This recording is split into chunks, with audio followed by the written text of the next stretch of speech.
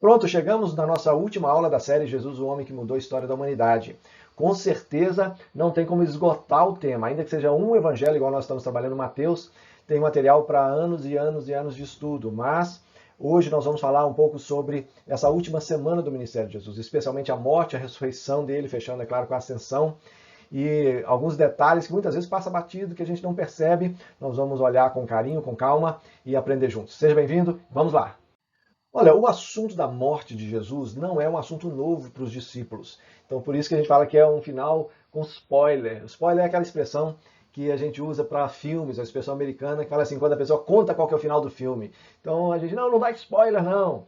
Então, Jesus deu vários spoilers para os seus discípulos. Não era novidade essa questão da morte. A gente viu aí nas aulas passadas, especialmente a aula passada, quando ele entra na reta final, indo para Jerusalém.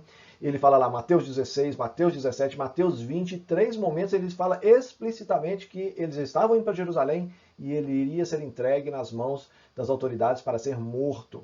Depois na unção lá em Betânia, ele tem os pés ungidos ali e ele fala de novo, olha, eu estou sendo ungido para a minha sepultura, falando da morte dele. Mas é importante ressaltar, ele também fala da ressurreição. Então ele não fala só da morte. Ele fala assim, eu vou morrer, eu vou ser entregue, vou ser morto, mas no terceiro dia eu ressuscitarei. E isso faz toda a diferença.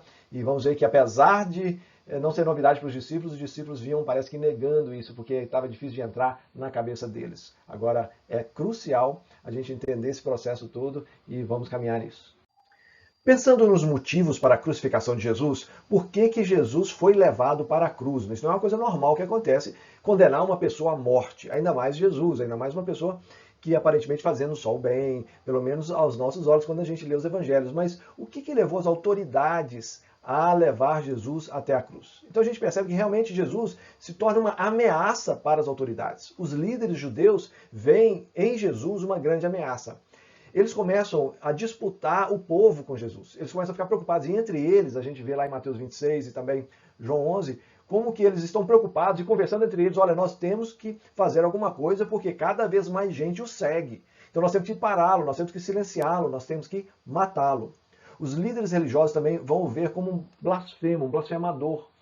Especialmente naquela hora quando ele cura o paralítico, onde abre o telhado ali da casa e ele desce até ele e ele fala assim, perdoados estão os teus pecados, pode ir para casa. E eles pensam na hora assim, esse cara é um blasfemo, um blasfemador, porque só Deus pode perdoar pecados. Eles estavam certos, só não consideravam Jesus como Deus.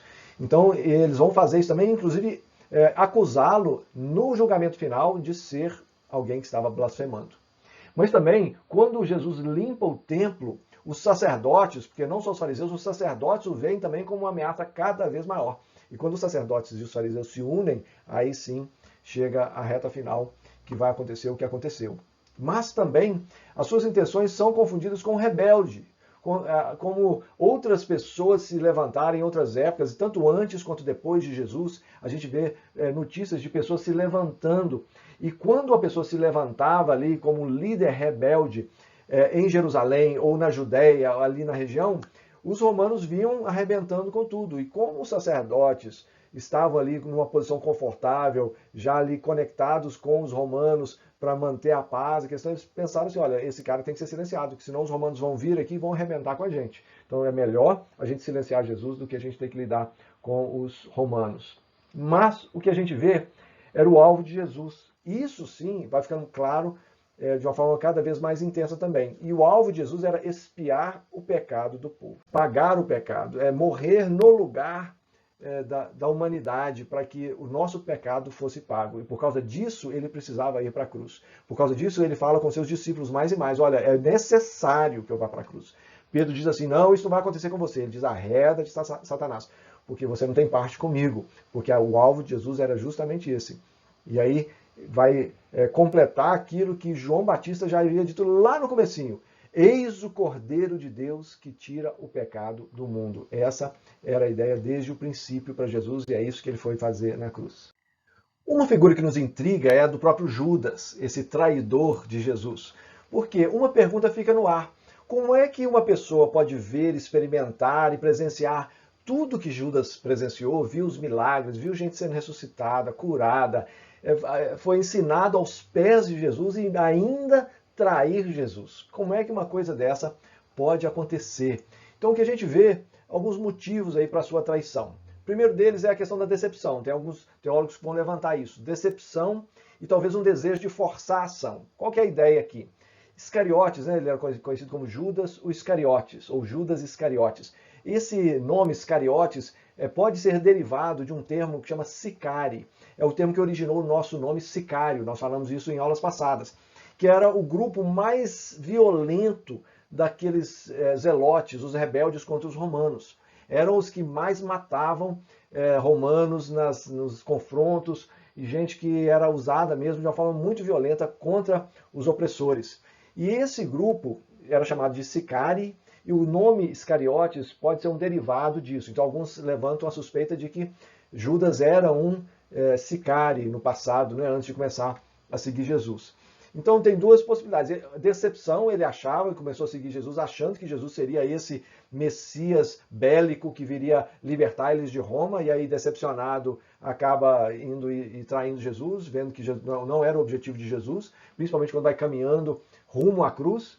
Ou talvez também, alguns levantam a possibilidade dele querer jogar Jesus no fogo, forçar uma ação de Jesus. Tipo assim, olha, Jesus está muito calmo, Jesus está muito devagar, quem sabe se eu colocar ele contra as autoridades, ele vai sim se levantar e pronto, vai se mostrar em todo o seu poder que ele já havia assistido, todo o seu poder e pronto, acabar com Roma e por aí vai. E assim ele poderia ter jogado Jesus tentando forçar uma situação dessa. Então essa é uma possibilidade. Mas uma coisa a Bíblia deixa muito certa, a questão da avareza. Então outros textos vão mostrar que ele roubava dinheiro da sacolinha lá, ele era o tesoureiro e desviava dinheiro da tesouraria ali, das ofertas que eles recebiam. E ele vai e vende essa traição por 30 moedas de prata, o equivalente a mais ou menos 4 meses de trabalho de uma pessoa. Então é uma grana razoável, mas pensando naquilo, nós já falamos isso quando falamos sobre a oferta da mulher que derramou o perfume nos pés de Jesus, aquilo era praticamente um ano de trabalho, e Judas traz Jesus por 1/3 disso. Então, tem essas duas possibilidades pendendo mais para a questão da avareza.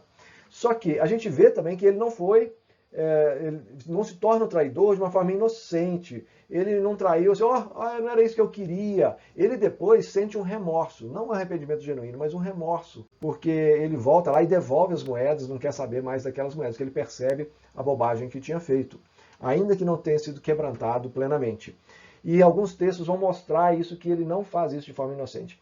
João mostra que ele sai à noite. É interessante que quando a gente lê o Evangelho de João de uma forma mais ampla, a gente entende como que João vai trabalhar no Evangelho dele com essas figuras, dia, noite, e as coisas ruins acontecem à noite, Satanás trabalha à noite, e ele é chamado de o filho da perdição, está lá em João 17, pelo próprio Jesus, e fala que Satanás entrou nele para que ele fizesse aquilo. Então chegou a ser possesso pelo inimigo para que isso acontecesse. Então, a gente vê que não tem nada aí de inocente nele. Mas mais ainda do que isso, a gente percebe que Deus estava controlando aquilo tudo.